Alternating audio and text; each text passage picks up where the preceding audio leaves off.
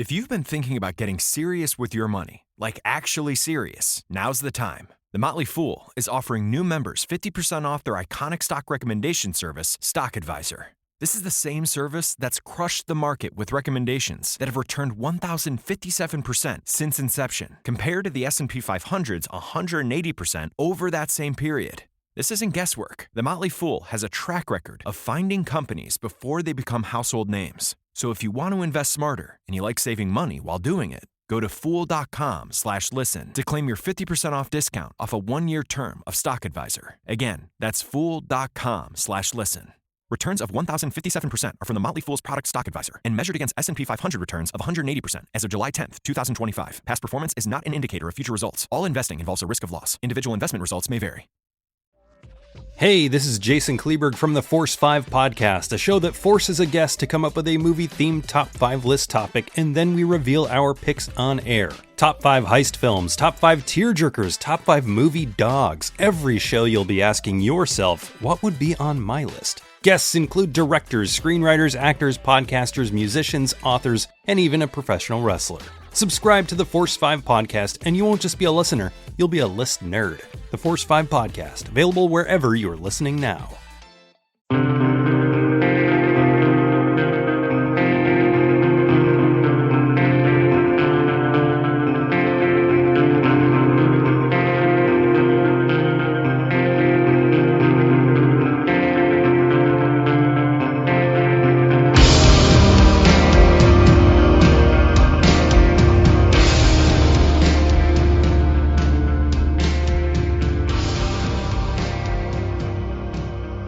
Welcome to the Kulturecast. I'm Chris Stachiw. I'm joined as always by my co-host in training, the boss baby himself, Mr. Eric Kniss. In training? Yeah, the boss baby. Who's the boss baby? You are. I don't know what you're talking about. You're saying words and they don't sound like real things. It's too late. It's just too late at night for any of this to make sense. Oh my god. This is what happens when we don't get the work done in the middle of the day. We become delusional. Because then we gotta do it in the middle of the night. It's true. It's true. So we're going to be talking about Predator from 1987, not Predators, the most recent Predator film, not The Predator, the film that is slated to come out next year in 2018. We're going to be talking about the original Predator with none other than Mr. Austria, Mr. Universe himself, Arnold Schwarzenegger. So let's get this train rolling. The film came out in 1987. The IMDb synopsis for the film is: a team of commandos on a mission in a Central American jungle find themselves hunted by an extraterrestrial warrior. We are a rescue team, not assassins. Now, what do we gotta do? In a part of the world where there are no rules. We pick up their trail at the chopper, run them down, grab those hostages before anybody knows we were there. What do you mean, we? Deep in the jungle, where nothing that lives is safe. You lose it here, you're in a world of hurt. Showtime, kid. Knock, knock. An elite rescue squad. You're bleeding, man. I ain't got time to bleed. Is being led by the ultimate warrior. We need the best. That's why you're here. But now, What's got Billy so spooked? there's something out there waiting for us. And it ain't no man. They're up against the ultimate enemy. Holy Mother of God. Nothing like it has ever been on Earth before. She says the jungle just came alive and took him. We cannot see it. No blood, no bodies. We hit nothing. But it sees the heat of our bodies and the heat of our fear. Whatever it is out there, it killed Harper. And now it wants us. It kills for pleasure. He was skinned alive! It hunts for sport. He's killing us one at a time. We're all gonna die. But this time, it's picked the wrong man to hunt. If it bleeds, we can kill it.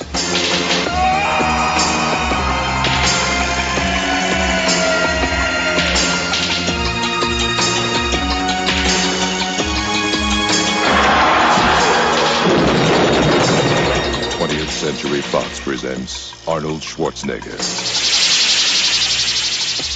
Predator. The hunt begins Friday, June 12th at theaters everywhere.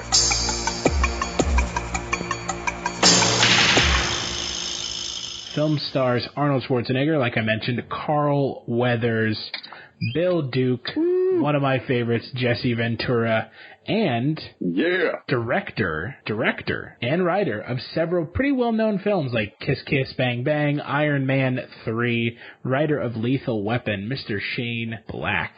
So, Eric, I know you'd seen this film before. I'd seen this film before. Kind of what are your thoughts on the film? It's amazing. It's great. It's wonderful.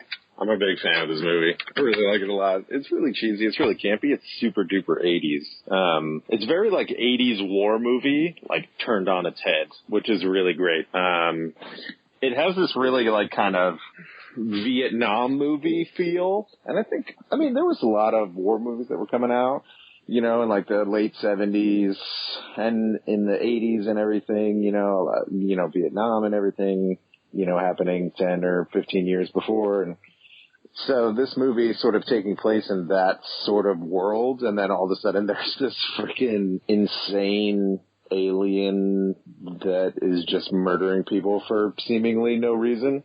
Is kind of the greatest. So yeah, I love it. Well, and that's the thing, taken out of context, because this is the first film, we don't get any of the backstory that we know now about the Predator, or the Yatuja, as they're called in the kind of alien Predator canon. You don't know any of the backstory. It's pronounced Yautja. Oh my God, is it really? Yeah. Dear Christ. Well, I'm sorry for all those Predators that I offended, but we don't know any of the backstory at this point in the Predators kind of history. So it's a very kind of different feel, because we can't watch this film the way it was watched.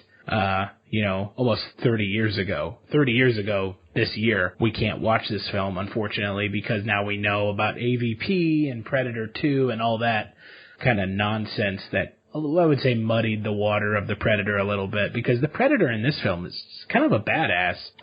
Just a fucking killing machine that they kind of screw up at the end, and we'll get to that when we talk specifics of the plot, but for me, I mean, I saw this movie and I was like 7, so it is very ingrained in my memory. I like it. I don't love it. I think that there are a lot of problems with the film, namely the pacing. It takes way too long to get to like the Predator parts of the film, which are the better parts of the film. The beginning of the film, where they're in the kind of the jungles of Valverde, which is a fictional country. It doesn't actually exist, but I'm assuming it's like Colombia or Nicaragua. It's like a country that's like made up and used a lot in like 80s action films. Do you know what film it originated in?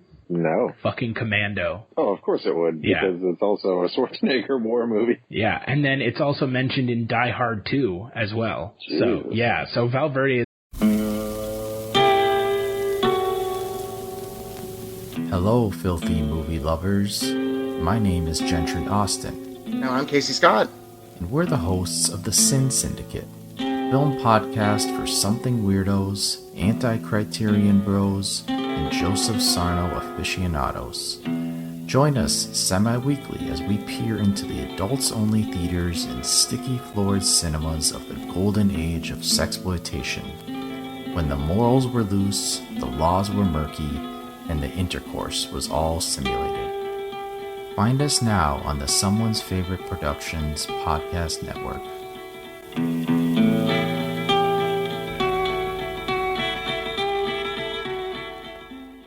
It's like a South American locale that is not an actual place. I guess calling it Colombia would be offensive to Colombians, but it's clearly like the jungles of South America. Yeah. So I think that the beginning of the film, where it's like Commando with other people, or the end of Commando with other people, it just takes way too long to get past those parts. And those parts aren't particularly exciting, as far as I'm concerned. Yeah, it's your pretty standard 80s war movie starring Arnold Schwarzenegger and a bunch of other buff dudes for like the first 30 minutes. I don't know. Yeah, 30, 45 minutes of the movie. And then once you run into a couple of things, it starts to take a sharp left turn into what the fuck is going on, Bill. And then when you actually see the alien for the first time, you go, oh, fuck, it's this kind of movie. Right. Because, again, knowing what we know now about the Predator, like, we know what the Predator looks like. It's like a really well-known staple of cinema. It's like the Alien. It's super recognizable. Yeah. You show anybody a picture of the Predator, and they'll be like, okay, Predator. So when this movie came out, no one had any context of what the hell was going on.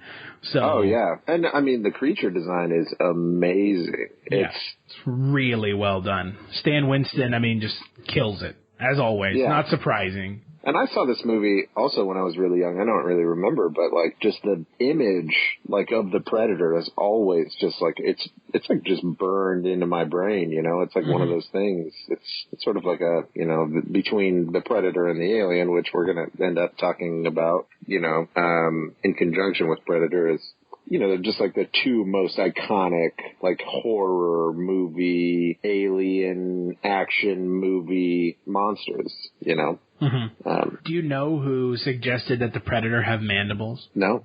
James Cameron. Oh. Suggested that to Stan Winston. Way to go, James Cameron. You did 2 things right in your career. 3 things right in your career. Terminator 2, Predator's design, and Aliens. Congratulations. Yep. Those are the 3 The things. Abyss will not show up on that list anywhere, ever. No, God, worst use of CGI to create a water monster ever. So, a little bit of backstory about the Predator, because I feel like we're going to focus a lot on the Predator itself.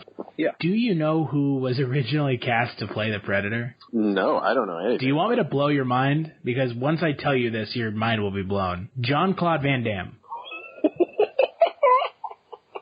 No way. Yeah.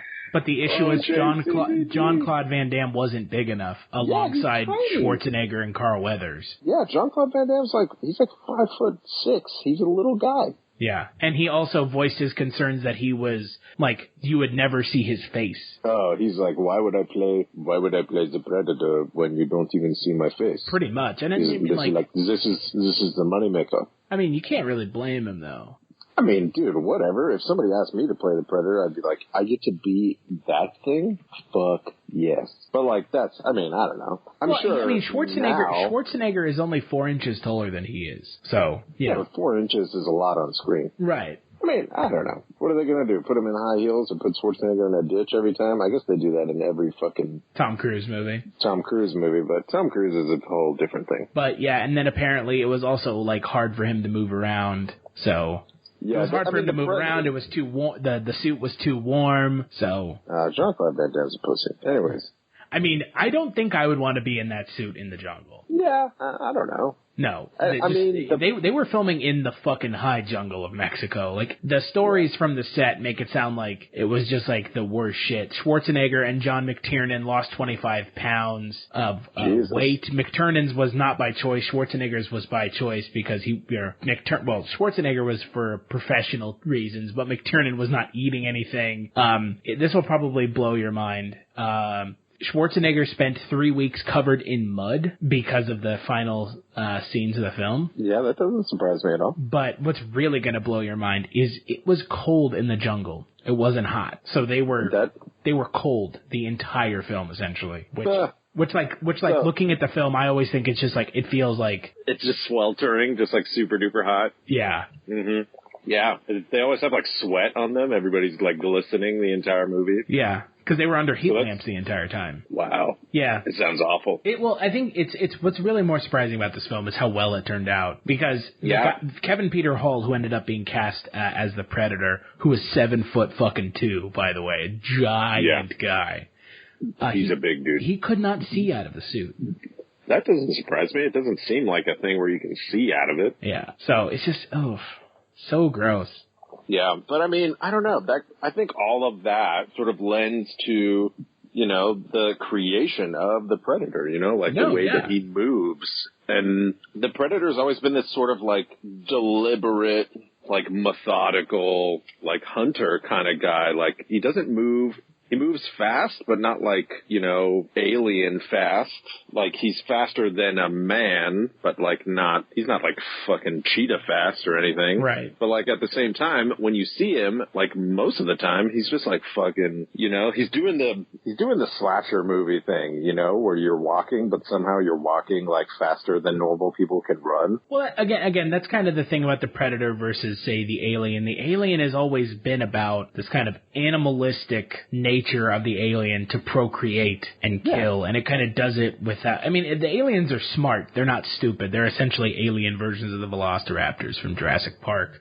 Or you could say that the velociraptors from Jurassic Park are essentially... dinosaur versions of the alien. Yeah, and in the book Jurassic Park, the velociraptors are very different from the movie. Yeah. So those were created on screen differently with a specific idea in mind. And so the alien, you always get this sense that the alien is a very smart predator, but at the same time, it's clearly like an animal. Like it tears its prey to shreds. The predator is very exacting. And that's kind of what's amazing about it. Yeah, even down to like the weapons that it uses and everything. You know, it's got that shoulder cannon that basically just blows gigantic holes in things and immediately cauterizes the wounds. So you have these gigantic open wounds in people like fucking in Jesse Ventura's chest where it just like exploded, but there's like no blood anywhere except for just kind of seeping out of a couple of the holes in his body. Yeah. It's fucking crazy, like, you know, and he's got the active camouflage and everything. So he's got the telltale glimmer. It has not aged quite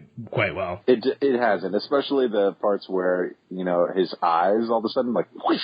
Yeah. Yeah, that's a very 80s thing. But, I mean, for the time, it's fucking cool. I mean, all the practical effects are still awesome. Like, the suit and everything looks great. Well, that's because they're made by Stan Winston. I mean, Stan Winston is the man, you know, was the man, you know, unfortunately he was taken way too soon.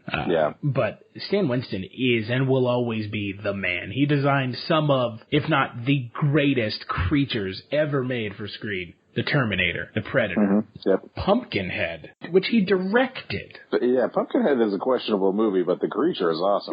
Yeah, I mean, the movie is whatever. I'm not going to go to bat for the movie, but the creature is awesome. Yeah. Man. Imagine the creatures we would have gotten if he didn't die. Well, I mean, the Stan Winston studio is still around, but it's that figurehead. Yeah, you need, like, the guy who's... Well, yeah, it's run by his son, Matt Winston, who's an awesome guy. He's a friend of the podcast. We've talked to him on multiple occasions, and, you know, he's a cool guy. He's very knowledgeable about the business, and he goes to bat for the business. But yeah, you know, Stan Winston, you know, you miss having him around because he clearly knew. He just had vision, you know?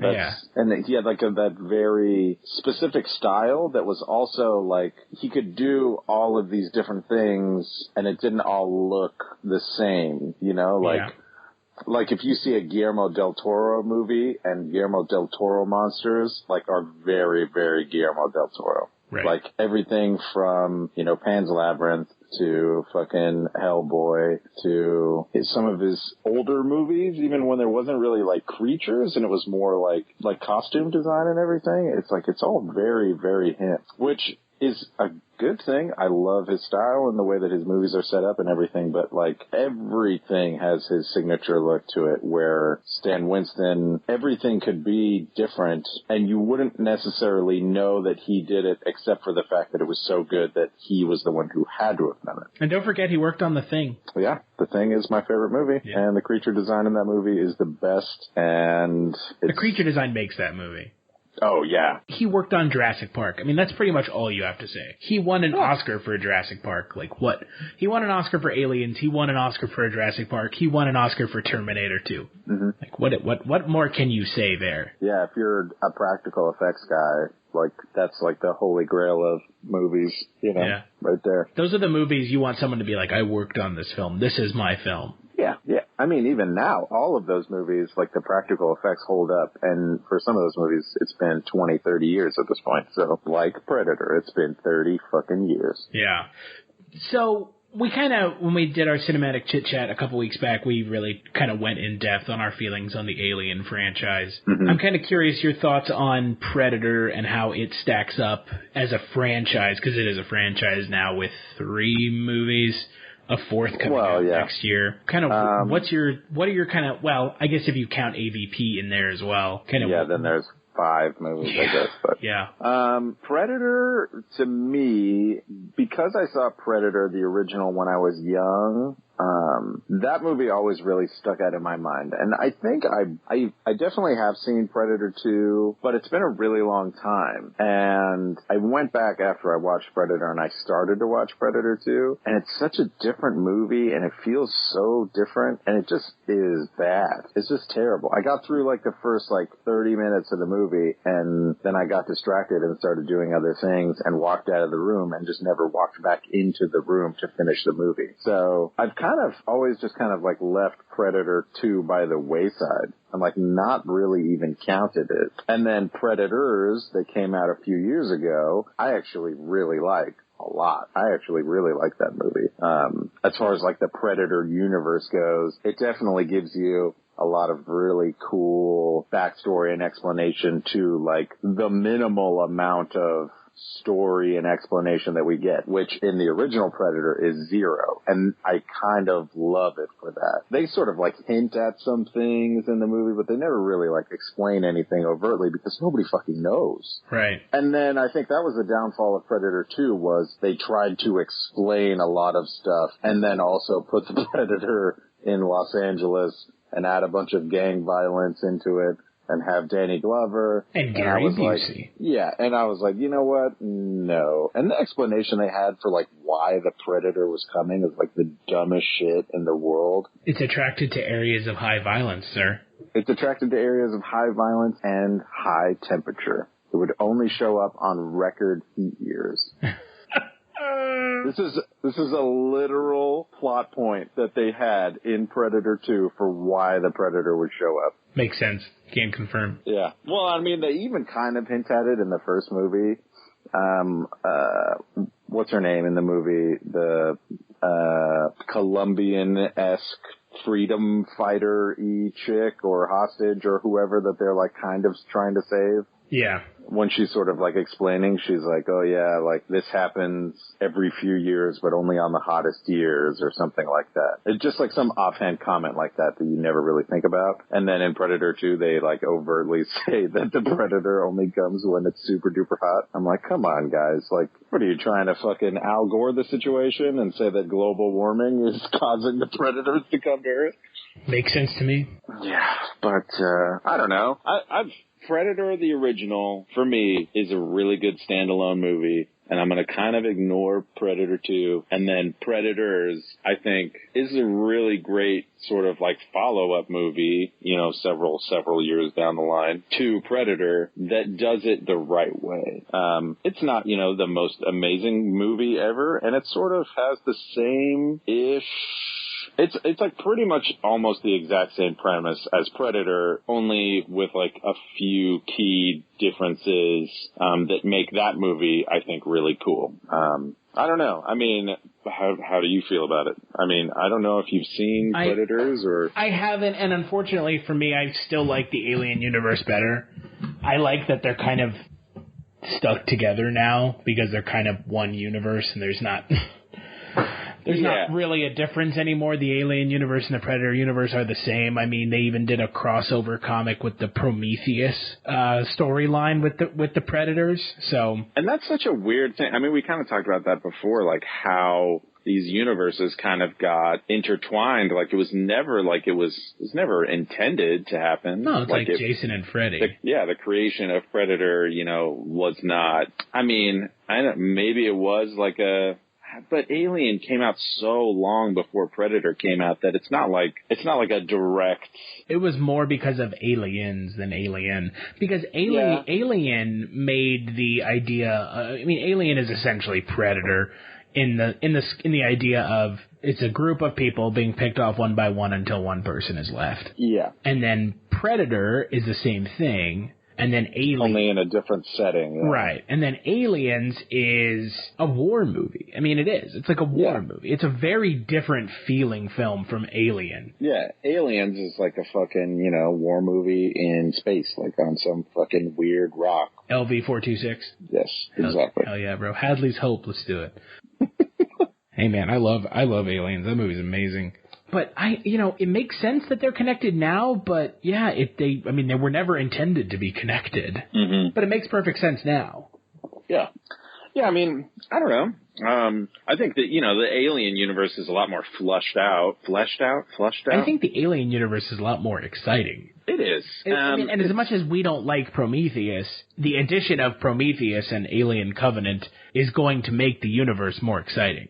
Yeah, and I really hope that they don't try to do some fucking Prometheus type shit with Predator. I don't know. I kind of don't want to know an origin story about the Predators. Well, there's enough stuff you could go read to figure out the... I don't need to see a movie about the creation of, like, the Yautja homeworld and, like, why they decided to, like, go and hunt men on Earth. Like, I don't need to know that.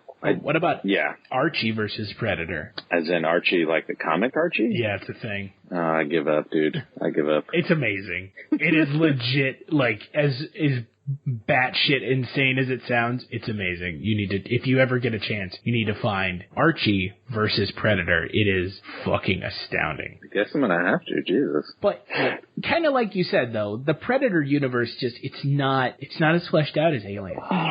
Yeah, I don't think it needs to be, because I think the Predators pretty much explain themselves. Yeah, they're hunting, killing machines, doing it for sport. Yeah, that's it. That's the only reason. And they kind of explain it, I guess, down the road, specifically in the Alien vs. Predator game. They kind of explain it as like it's like a rite of passage as well. Yeah. It's the Predators, like, it almost looks, the way that their armor and their weapons and their like written language and everything is set up, and in Predators, like when you actually get to see like their encampments and stuff like that, which is cool. You get kind of like these extra little peeks behind the curtain. It really does look like it's like primitive in this like really cool futuristic kind of way. So like it reminds me a lot of like, ancient sort of cultures that would have some sort of like, ritual rite of passage, like for becoming a warrior or something like that. And so that's kind of what it feels like. Yeah. Like the Predators are going, going for. Predators, the third movie that came out a few years ago, is really good, and you should check it out. It's really cool. The cast is a really good cast. Again, just like Predators cast is a really good cast. As future Oscar winner Mahershala Ali, the guy who just won the Oscar for Moonlight, in it as well. Yeah. And Topher Grace, but Yeah, it has Eric Foreman in it. Yeah. And Danny Trejo, because of course. Because of course it has Danny Trejo. Yeah, right. Yeah, it has, what's his face? The other guy who won an Oscar, or was nominated for an Oscar. That's a lot of people. God. Adrian Brody. Yes, a piano. So, Predator, though, the actual film, I think it works so well because there are enough characters other than Schwarzenegger that I really like. Yeah. Particularly Jesse Ventura. Jesse Ventura is cool, and then when Jesse Ventura inevitably gets his chest hole blown up. Because he ain't got time to bleed. Because he's a sexual tyrannosaurus. Oh my god, dude, this fucking... The lines in this movie, dude, the one-liners are the best. It's so cheesy and shitty, but like in the best possible way. The beginning of the film, where Arnold Schwarzenegger and Carl Weathers have the most testosterone-filled handshake in the history of film. There is an entire shot that is dedicated to just their arms biceps flexing as they grab each other's hands. It gave me a full-on erection. I was like, damn. I wish I could be like this. I was like, holy shit, I gotta go to the gym. Yeah, no, it really makes itself very clear that the film is not taking itself super seriously. But then I don't know, there is a little bit of a tonal shift, like once the Predator comes into play. Yeah. It's, No, it really, that's the other issue with the film is when the Predator shows up, it becomes a much darker film because the characters that you've been kind of following and getting to know just start getting picked off one by one. Yeah, and I think that is part of the reason why I really like this movie. It's almost like it's two movies. And, the first half is just like this regular-ass war movie. And, they go to the encampment and it's like, 6 guys versus 40, and they just like quietly immediately surround them and then blow up this entire encampment and kill all the bad guys. And then there's, you know, like the sketchy government operation or whatever, you know, that they're like, the government tells them that they're doing one thing, but they're actually doing something else, and they still won't tell them exactly what's going on. And now they're like, we gotta get out of here. We gotta get to the chopper. Come on, do it. Come Kill on. me. Come on. Kill me. I'm here. This movie has, like, some of the best Arnold lines, outside of Commando, which is, I would say, like, the best Arnold quotable film. Is this the first movie where we get to hear him say, get to the chopper? Or was that Commando? No, this is the Get to the Chopper film. Yeah, but, I mean, he said it, like, multiple times since then, but... Has he? Yeah, dude, like, True Lies and shit. I don't know, maybe. I just like how in every film Arnold Schwarzenegger has to say, I'll be back. Yeah, I don't know, that's... Right, and it always feels, like, super shoehorned in. Yeah, he's got so many other good lines. Like, you could literally, at this point, you could have him say anything and it'll just become an Arnoldism. Yeah. It doesn't matter. I'll be back. I'll be back. I'll be back. He is one of Hollywood's just, like, finest actors when it comes to, like, selling at the box office. And this film is a proving point because this is a sci-fi film. And Arnold Schwarzenegger is in sci-fi, he's in action films, and they're kind of always elevated by having him in them because he's such a charismatic actor, even when he's in a terrible film like... End of Days. Jingle All the Way. Jingle All the Way is amazing. I mean, it's a shitty film. I mean, like, it's not a good movie. I still love it, but it's not a good movie. True. But Arnold Schwarzenegger makes those movies slightly better, or even... The Last Action Hero. I love that movie. Me too. A certain fellow podcaster is not such a fan of said film. Oh, God. Mr. Mike White, not a fan of that film. But he's great in this movie. But this movie is essentially just playing a riff on his character from Commando. Yeah, they were just like, dude, you did Commando? Check it out. We're going to do Commando, but there's going to be this fucking invisible alien that's going to kill everybody, and then you're going to fucking kill it at the very end. Yeah, he doesn't kill it, though. It kills itself. It kills itself. Well, technically, he would have killed it, and then it was like, self-detonate, and then the fucking cheesiest part in the whole movie, which is actually, it's kind of cheesy and it kind of takes you out of it, but at the same time, it's also like really creepy and like fucked up when the fucking Predator starts to laugh, like right before it's about to fucking blow up. And it's laughing like the character of Billy from the film. It, like, copied his laughter. Yeah. And it's, like, just playing it back. It's, like, super just garbled and weird, and it's upsetting. Yeah. Well, that's, like, a thing, and that's, like, now part of Predator lore, is that the Predators can copy, you know, audio stuff and then play it back. And that's actually how they lure in a lot of people, you know, is they'll like capture somebody or like mortally injure them or even kill them and set them up, you know, in the woods somewhere and then have it so that there's just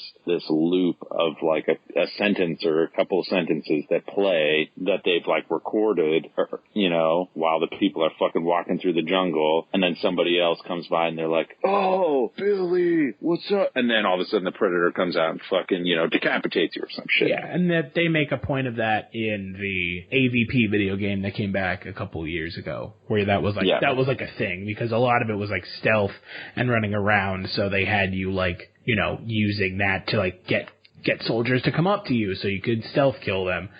So, yeah. I mean, the Predator is like the ultimate killing machine, essentially. Yeah, yeah. And so, I don't know, that part is so fucked up, and it's so, like, creepy. Ugh. It's also, like, if you're not ready for it, a lot of times, like, you'll just laugh at it, because you're like, what the fuck? Yeah, it doesn't, that part has not aged well. Yeah, it doesn't translate. I understand what they're going for, and like I can mentally think about it and go, damn, dude, that's fucked up. These guys are crazy. They went into like a level of in-depthness, like to the lore of the Predators and what the Predators can do and how they would do it. That's like beyond what they needed to for the movie, of course, like way beyond. But that just kind of, you know, shows you the amount of care that they were taking into the movie that they were making. But yeah, I can see that part getting lost to a lot of people. Like, even at the time, even the first time you see the movie, I'm sure there are a lot of people who watch the movie and go like, what the fuck? Why is the fucking alien laughing like that? It just sounds like a guy. Yeah, it's right up there with the invisibility and not aging well. Sure. Not aging well, not aging good. period. It is not good at all. Yeah, I mean, for the 80s, like, you know, for it's the 80s, cool, but you can't watch it now, you know. But that's the thing that I really like about Predator, is that even in AVP, the Predators were still practical effects. In everything, they've been practical effects, yeah, which has been really great. I'm really glad that they haven't over CGI'd the Predators and everything like that. Well, don't speak too soon, because they still have a chance next year. I know, yeah. And it looks like they over CGI'd the alien in the new Alien film. That alien in the trailer is CGI for damn sure. No, they had an actual actor wearing, I think it's partial prosthetics and partial CGI. So like they had an actor, I thought it was CGI too, and then I read this big old article that they were like, hey, you know that trailer where everybody's like, oh, it's fucking CGI? And they were like, wrong, it's not CGI. Well, it's partially CGI, but it's mostly not. Anyways, there's an actor in a suit that is like playing the xenomorph, basically. And then they CGI in some stuff like the tail and shit like that. So, I don't know. We'll see when the movie comes out. I'm sure it'll look good. I mean, even all the CGI stuff in Prometheus, you know, looks good and everything like that. The CGI is not the problem. I'm really tied to practical effects. There's something so magical about knowing that this is like a physical, tangible thing. There is a warehouse somewhere filled with alien stuff and Predator stuff and Terminators. Just like there's a warehouse just filled with stuff from these films. You can't get that with CGI. Yeah, I mean, we all understand that there are restrictions and there are limits to what practical effects can do, but at the same time, there is something so magical about practical effects. But that's like, think about, you know, all the stuff that like before CGI, people just had to figure out how to fucking make it work. You know, if somebody's like, hey, I want a shot of a spaceship running away from a Star Destroyer in space. I want a shot of the Death Star exploding in the middle of space.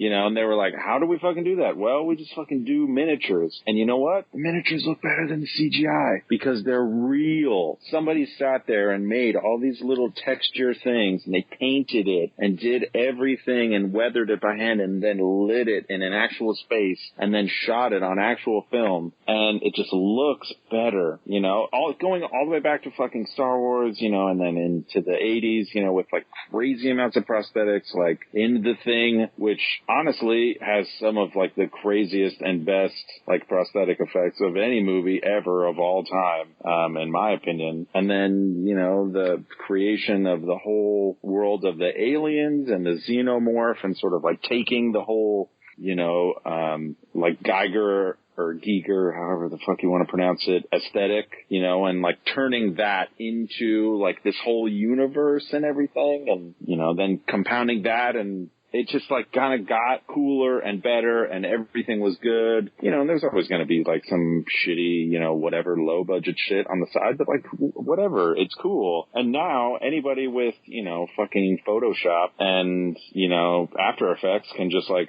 oh, let me fucking CGI in a, you know, talking, you know, anus monster, and then there we go. And then you have Dogma. Yeah. Yeah, it's a strange thing, the amount of CGI that is kind of, I don't know, the amount of emphasis that's been put on CGI now.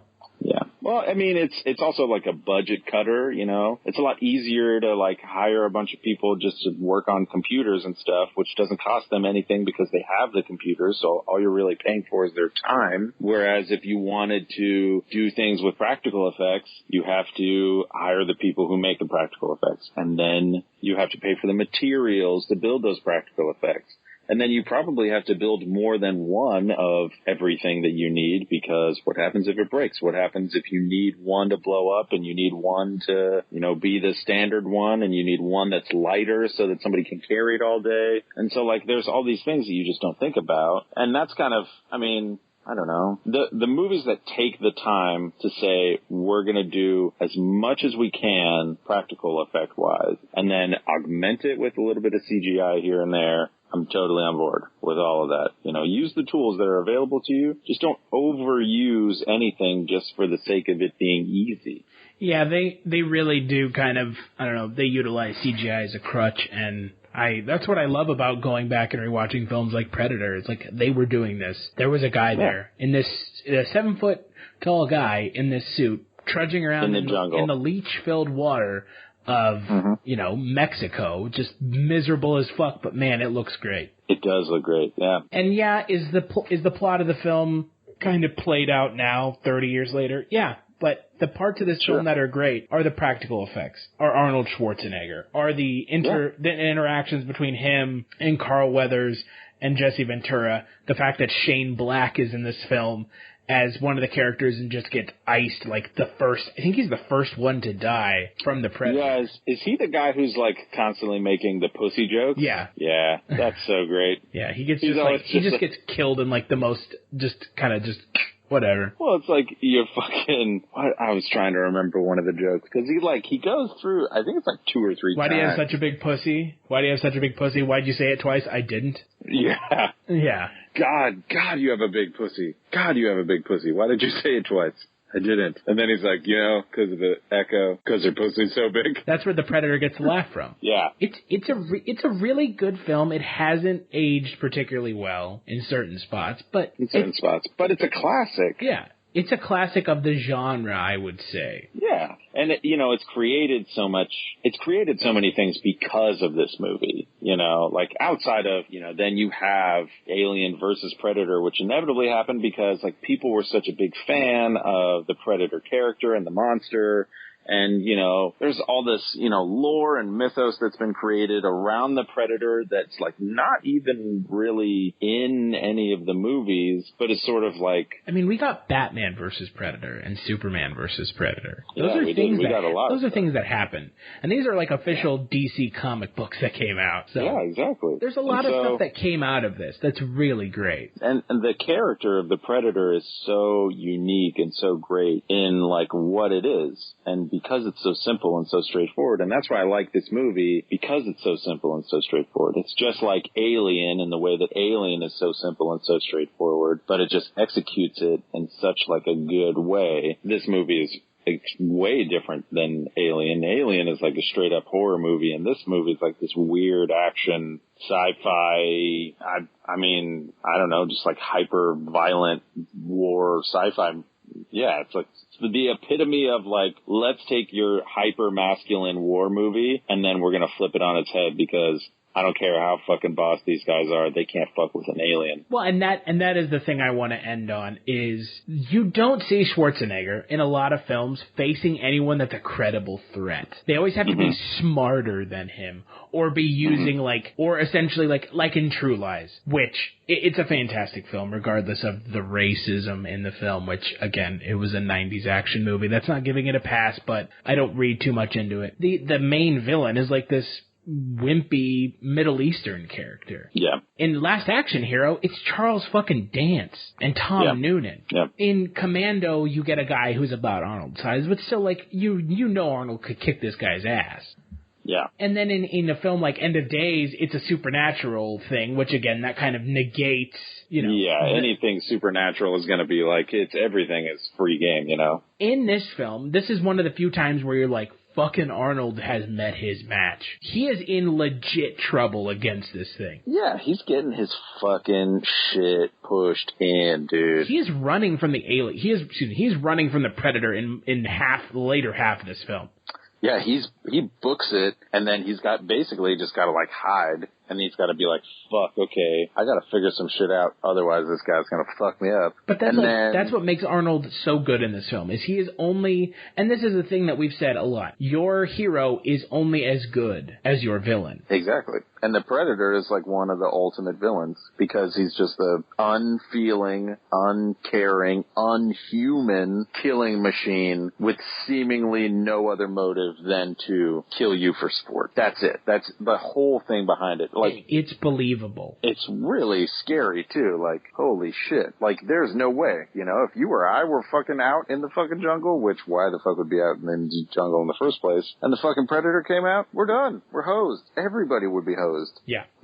It's bonkers, dude. And that's why it's such a good film, is because you honestly feel like, okay, this thing is going to give Schwarzenegger a run for its money. Well, because it just fucking kills everybody so easily. Like, it just, and like when you're going through the movie and, you know, you find the other team that they were like originally there to like find, or that was sent in before Arnold's team, and they're flayed. They're just like, it's a bunch of skinless corpses hanging from the fucking rainforest trees, and you're just going, what the shit did that? And you find out. And then the Predator fucking grabs that guy, like, up in the tree and fucking rips his skull and his spine out of his body. That fucking scene, that's fucking cool. There's a lot of, like, just awesome shit like that in this movie. And a lot of awesome one-liners. Just, I don't know. It hits so many cool notes in so many different places because of how the movie is set up, that they just,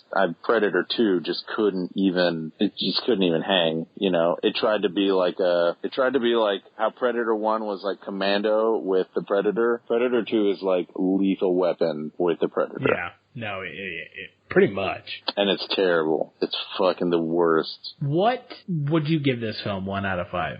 1 out of 5, I would give this movie a solid 4.5 maybe. It just because it's not like the best movie. It hasn't aged super well in some parts, but it's so iconic to like the character of the Predator. And then movies, there's a lot of movies that have come out in the past, 30 years that have taken this, idea that, the Predator sort of didn't necessarily create, but like really kind of honed in on and, used it. And, used a lot of, this is like one of those movies that people see and they go, holy shit, that's what I want to fucking do. I'm sure that there's, a countless amount of, makeup effects artists and practical effects artists and, maybe even, directors and writers and stuff who saw this movie when they were young and went, that's what I want to do. I want to make that movie one day, Yeah. This is just like one of those kind of movies. It's not the best movie ever, but it's got a really big influence. Yeah, see, that's kind of where I differ from you a little bit. I would give it a 3, only because, but like, if we're talking about the influence, then it gets like closer to a 5. But the film itself, it's okay, it's good, not great. There's a lot of, there's a lot of stuff that's just, the first half of that movie, it just moves so slow. It takes so long to get to what I would consider to be the exciting part. Yeah, if we're gonna talk like just movie-wise, like good movie, I would pick Alien over this movie any day. Yeah. Just because Alien is like a fantastically made movie start to finish that also happens to have this really crazy iconic creature in it. But this movie is like, I almost view it as like the antithesis of Alien. Like, because the first half of this movie takes itself so not seriously, and the second half of this movie, like the tone kind of changes and it gets serious, that it's sort of, I don't know. It feels now, looking back on it, almost like this movie from day one was begging to have a Alien versus Predator face-off. Yeah. Of course, like, with hindsight, we can go like, oh, well, dude, of course, because now we've seen 2 Alien versus Predator movies and countless, Alien versus Predator, Predator versus Batman, Alien versus, whatever, comic books and short stories and cartoons and action figures and whatever over the past 30 years. But I don't know. Just thinking about it, because these movies are so different and they're almost so opposite of each other, it feels right that it would happen, Yeah, the way that they ended up getting connected, I think, is the biggest thing that comes out of all of this. And it led to one of the greatest kind of pop culture crossovers in the history of pop culture. So that's the big thing that I always take away from this film, is that we get Alien and Predator together in this shared universe and everybody benefits from that. Yeah. My favorite performance in the film was Jesse Ventura. Who was yours? God. Oh my God, I'm totally blanking on the actor's name. Who's the actor who Cruise. It's not Carl Weathers. Bill It's Duke. Jesse Ventura. Bill Duke, yeah. Jesse Ventura's friend, after Jesse Ventura dies, he straight up loses it and goes like full PTSD in the jungle. I'm gonna murder this motherfucker because he killed my friend, like commando warrior. And it's crazy how unhinged Bill Duke's character gets and how quickly it happens. Yeah. Yeah, he does a really great job. It's a really underrated performance in this movie, I think. In a movie that's like really campy and sort of like doesn't take itself too seriously in the beginning, I think his performance is a lot of the reason why the tone shifts so heavily and so quickly once the Predator starts to fuck people up. Yeah. Yeah, I'm going to have to go with him. What do you think the film has on Rotten Tomatoes? Oh, it's got to have... I'd say it's probably like in the 70s somewhere. That would make sense to me. 78. Yeah, totally. I agree with that rating. Yeah. It's about right. Technically, like we said, there are certain parts of this movie that haven't aged well, but other parts of it are just iconic and will always be awesome, like no matter how good or bad they age. Yeah.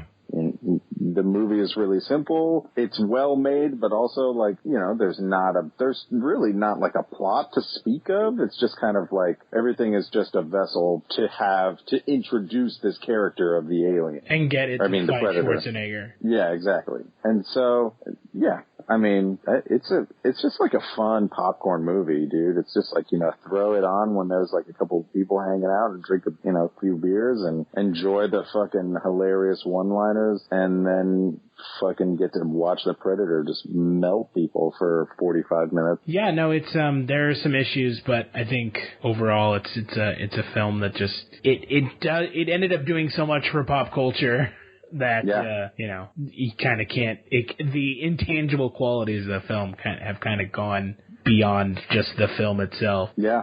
Yeah, I wonder if in a vacuum we would feel the same way about this movie that we do. I mean, I don't know. I love this movie, but I've also like grown up with like thinking that the Predator was the most fucking awesome thing that I'd ever seen, like since I was like really young. And the Predator's just kind of, you know, been everywhere. You know, there's Alien versus Predator shit and fucking Predator toys and Predator comic books that I have somewhere. You know, just shit like that. You know, it's crazy to me to think that there's only been 3 actual Predator movies, but it's still like this sort of thing it's like pop culture canon now. Yeah.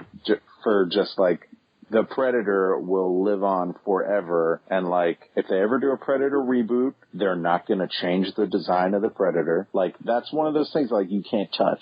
That's like the way that the Predator looks, you know, and sort of moves and acts and does his thing. I don't think you could ever like reinvent that, you know? You say that, but they did that with the Alien did they? in Prometheus.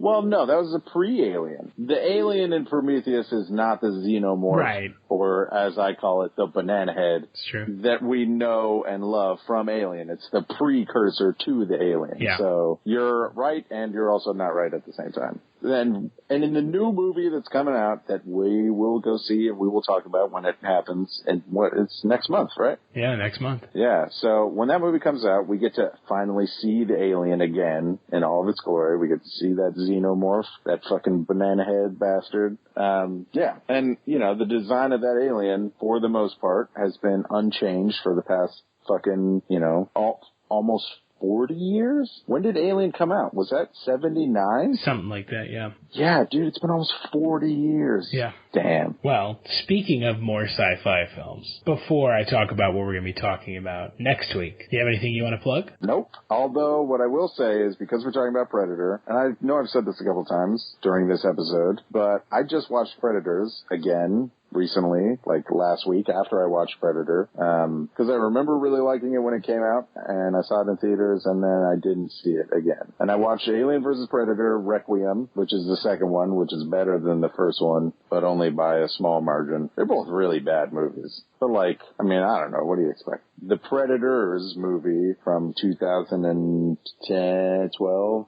14, I don't know.